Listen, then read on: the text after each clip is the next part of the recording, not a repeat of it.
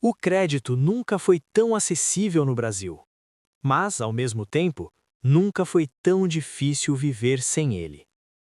Hoje, milhões de famílias não usam crédito para crescer ou investir. Usam para sobreviver ao mês seguinte.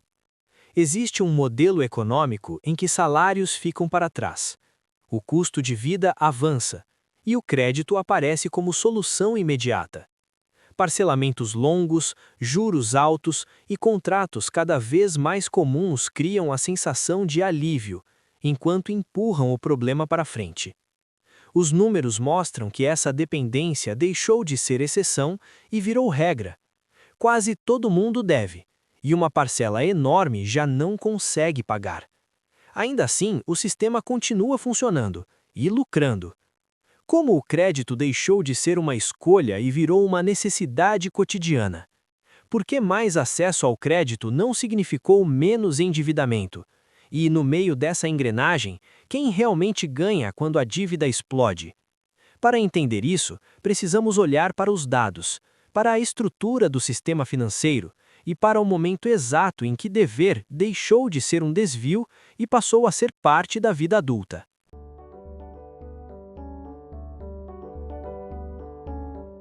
O endividamento em massa no Brasil não nasce de decisões isoladas, mas de um modelo econômico que passou a tratar o crédito como resposta permanente à pressão sobre a renda.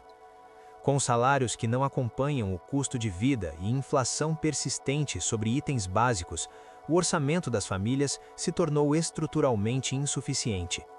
Nesse cenário, o crédito deixou de ser uma escolha estratégica e passou a funcionar como condição de sobrevivência financeira. Nos últimos anos, a expansão do crédito foi acelerada e contínua. Em apenas 12 meses, até junho de 2025, o volume total de empréstimos no país cresceu 10,7%. Houve destaque para o crédito destinado às pessoas físicas, que avançou 11,9%.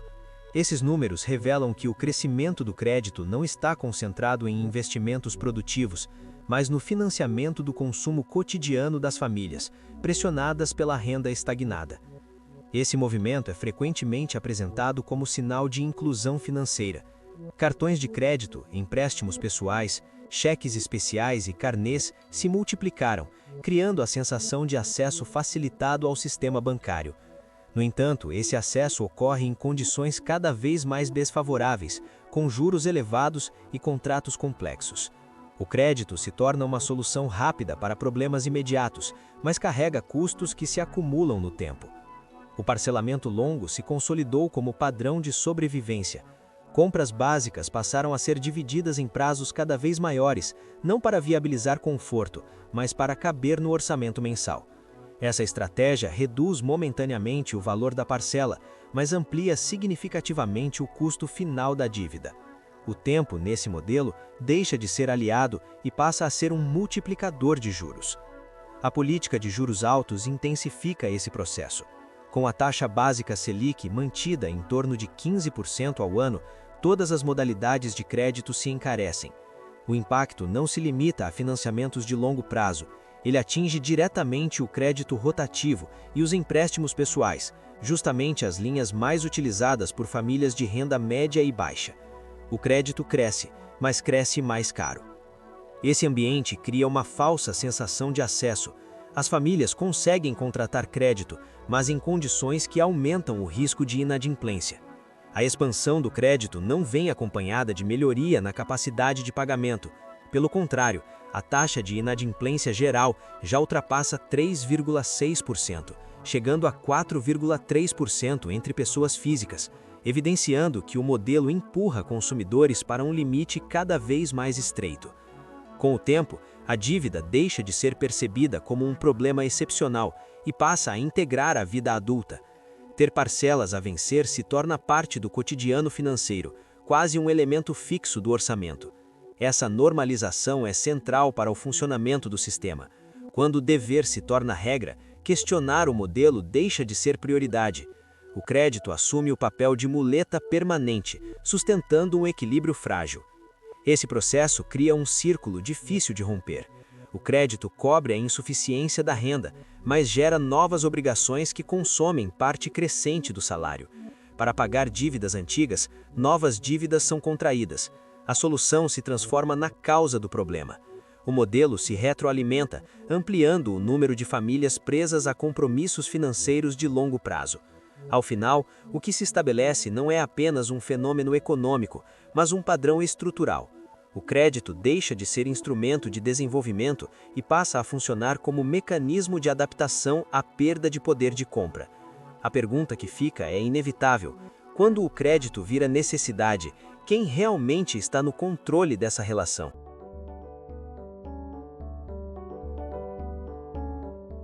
Os números do endividamento no Brasil atingiram um patamar histórico. Em 2025, cerca de 79,5% das famílias brasileiras relataram possuir algum tipo de dívida a vencer, o maior índice já registrado desde o início da série histórica da Confederação Nacional do Comércio.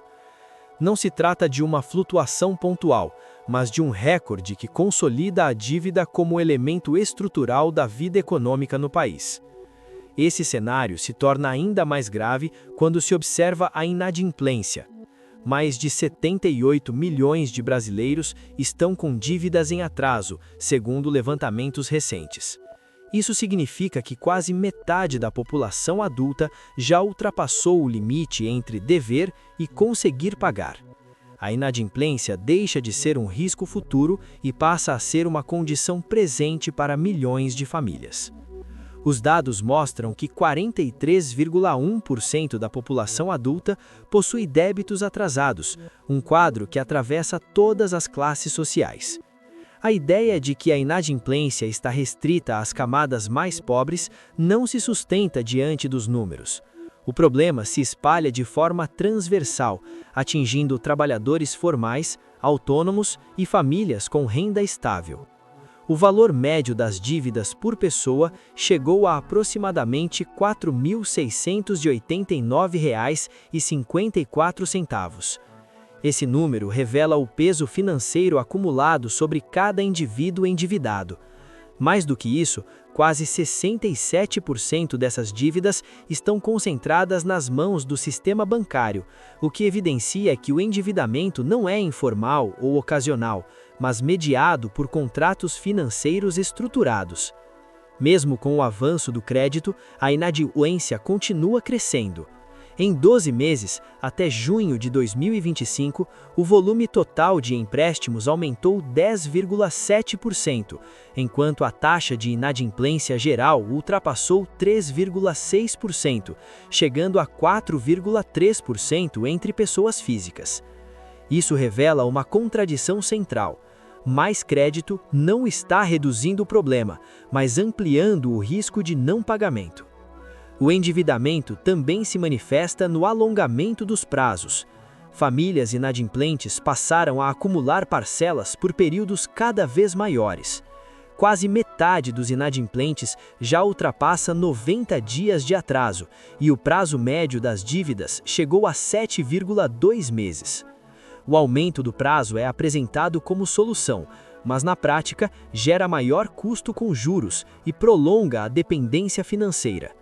A escalada da dívida avança com força sobre a classe média. Famílias com renda entre 5 e 10 salários mínimos concentraram parte relevante do aumento recente da inadimplência. São grupos que historicamente funcionavam como amortecedores da crise, mas que agora também estão sendo empurrados para o limite do orçamento. O problema deixa de ser periférico e atinge o centro da estrutura social. Mesmo em um contexto de mercado de trabalho ativo, o emprego formal não tem sido suficiente para conter o avanço da inadimplência. O custo do crédito e o comprometimento crescente da renda fazem com que famílias empregadas recorram a novos empréstimos para pagar dívidas antigas. A dívida deixa de ser exceção e passa a se acumular como regra do sistema. O resultado é uma inversão perigosa. A renda futura já nasce comprometida. Parcelas, renegociações e juros consomem uma fatia crescente do orçamento mensal, reduzindo a capacidade de reação das famílias diante de qualquer imprevisto. A dívida não apenas aperta o presente, mas captura o futuro financeiro. Quando quase 80% das famílias estão endividadas e dezenas de milhões já não conseguem pagar, a pergunta deixa de ser quem errou e passa a ser outra: quem sustenta um sistema que continua funcionando mesmo com números tão alarmantes?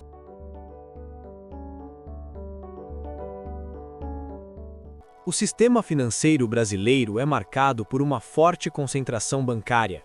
5 grandes bancos controlam mais de 80% de todo o crédito concedido no país, um nível de domínio que reduz drasticamente a concorrência.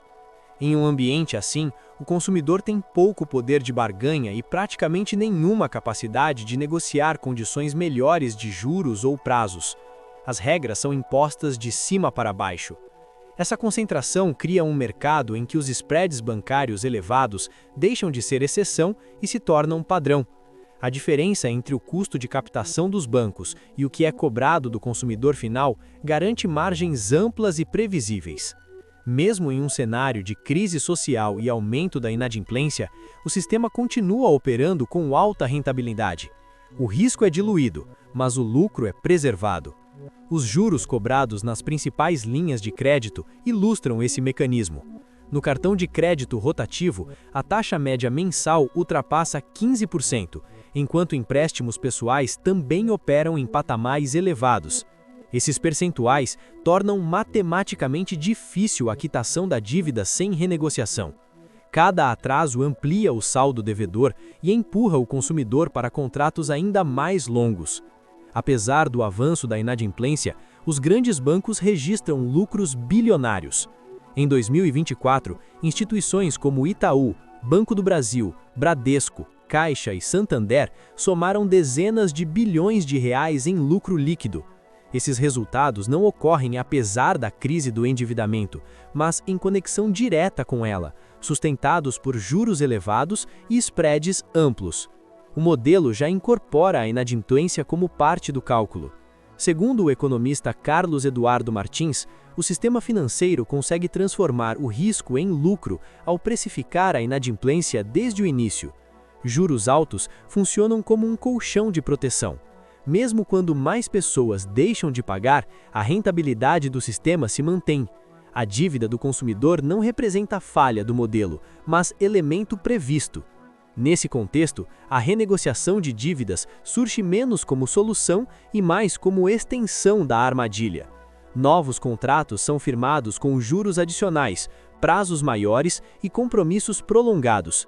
Muitas famílias recorrem a novos empréstimos para pagar dívidas antigas, entrando em um ciclo contínuo de endividamento que beneficia o credor e fragiliza ainda mais o devedor.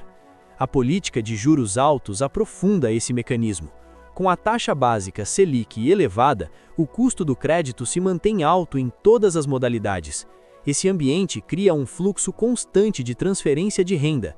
Trabalhadores comprometem parcelas crescentes do salário com juros, enquanto os bancos ampliam seus lucros. A engrenagem gira mesmo quando a base social se desgasta. Economistas apontam que esse modelo fortalece o sistema financeiro ao mesmo tempo em que aprofunda a crise das famílias.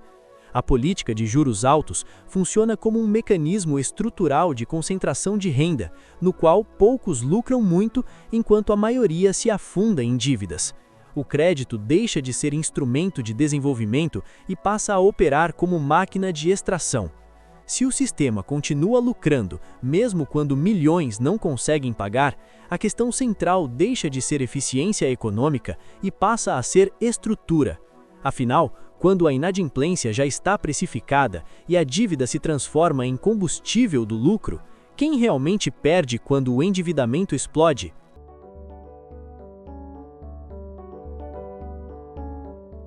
Diante desse cenário, a educação financeira aparece frequentemente como resposta imediata. Ela é importante, mas claramente insuficiente. Não se pode exigir que famílias façam escolhas ideais em um ambiente de crédito caro, renda pressionada e contratos complexos. Quando a estrutura empurra milhões para o endividamento, o problema deixa de ser apenas informacional e passa a ser sistêmico. A fragilidade da proteção ao consumidor aprofunda essa vulnerabilidade. Muitos contratos de crédito apresentam pouca transparência sobre juros reais, encargos e custos totais da dívida. O consumidor entra em acordos sem plena compreensão do impacto futuro, especialmente em renegociações que prolongam prazos e aumentam o valor final pago.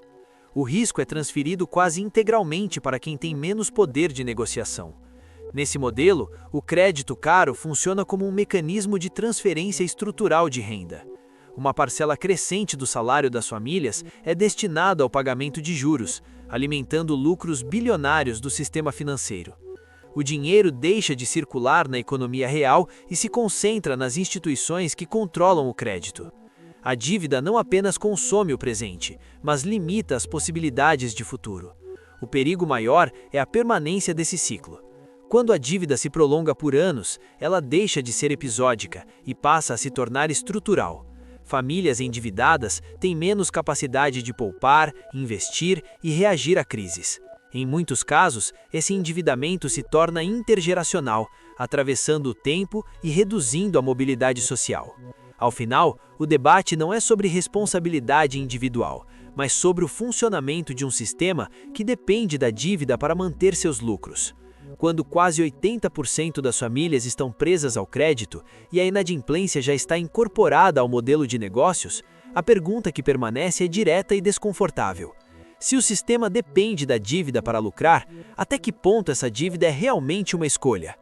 Agora diz aqui nos comentários, em que momento o crédito deixou de ser opção e virou necessidade na sua vida? Bom pessoal, por esse vídeo é isso. Um grande abraço e até o próximo vídeo no canal O Mapa da Economia.